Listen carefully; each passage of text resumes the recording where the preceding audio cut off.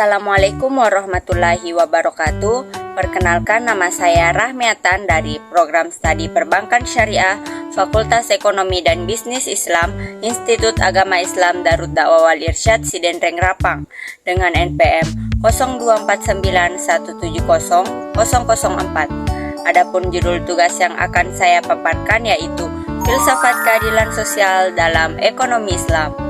Baik, langsung saja. Sebelum kita masuk ke materi, yang pertama yang akan kita bahas yaitu latar belakang. Adapun latar belakangnya yaitu keadilan sosial merupakan nilai penting dalam bidang ekonomi, mengingat masih tingginya ketimpangan dan kemiskinan di berbagai negara. Sistem ekonomi yang berorientasi pada keuntungan seringkali mengabaikan nilai keadilan dan kemanusiaan. Nah, Islam sebagai agama yang menyeluruh menghadirkan konsep ekonomi yang berlandaskan tauhid, moral, dan kepedulian sosial. Oleh karena itu, pembahasan tentang filsafat keadilan sosial dalam ekonomi Islam menjadi penting sebagai dasar mewujudkan sistem ekonomi yang adil dan berkeadilan.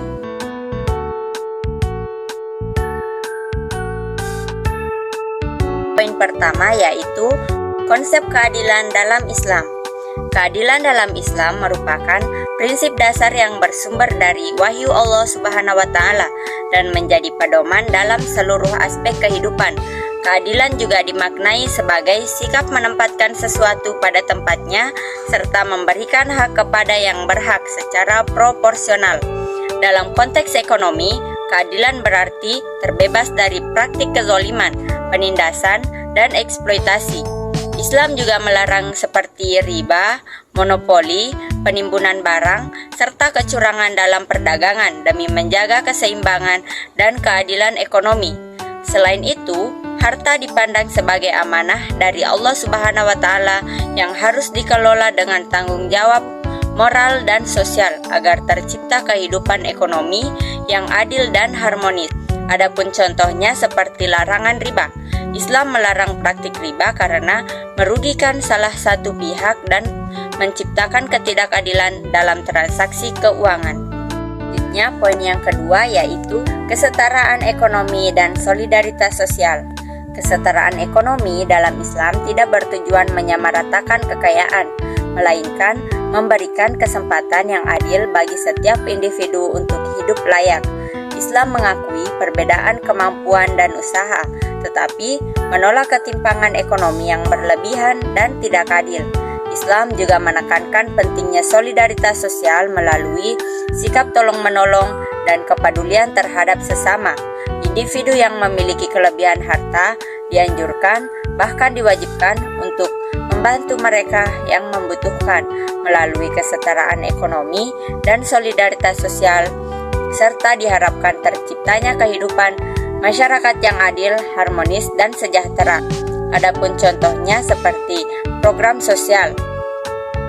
Lembaga zakat memberikan bantuan modal usaha kepada pedagang kecil agar mereka dapat mandiri secara ekonomi. Hal ini juga bertujuan untuk meningkatkan kesejahteraan masyarakat, bukan hanya memberi bantuan konsumtif. Poin terakhir yaitu filsafat redistribusi kekayaan. Redistribusi kekayaan merupakan prinsip penting dalam ekonomi Islam untuk mencegah penumpukan harta pada kelompok tertentu. Islam juga menetapkan mekanisme agar kekayaan dapat beredar secara adil di tengah masyarakat. Prinsip ini diwujudkan melalui zakat, infak, sedekah, dan wakaf sebagai sarana pemerataan ekonomi dan peningkatan kesejahteraan sosial. Dengan redistribusi kekayaan, ekonomi Islam tidak hanya berorientasi pada pertumbuhan, tetapi juga pada keadilan sosial dan keseimbangan masyarakat. Adapun contohnya seperti zakat. Apabila seseorang pegawai yang penghasilannya telah mencapai nisab, maka wajib mengeluarkan zakat sebesar 2,5% dari hartanya. Zakat tersebut disalurkan kepada fakir miskin, anak yatim, dan kaum duafa.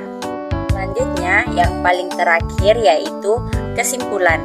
Berdasarkan pembahasan yang telah saya paparkan tadi, dapat disimpulkan bahwa Filsafat keadilan sosial dalam ekonomi Islam merupakan konsep yang komprehensif dan berlandaskan nilai-nilai ketuhanan. Keadilan dalam Islam menekankan keseimbangan antara hak individu dan kewajiban sosial.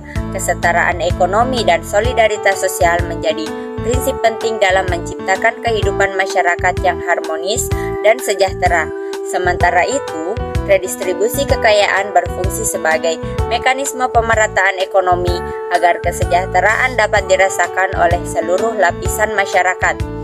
Mungkin itu saja materi yang sempat saya paparkan. Mohon maaf apabila ada salah kata atau kekurangan dalam pengucapan saya. Saya akhiri, wabillahi taufiq wa da'wat wal irsyad. Wallahu muwaffiq ila aqwamit thoriq. Wassalamualaikum warahmatullahi wabarakatuh.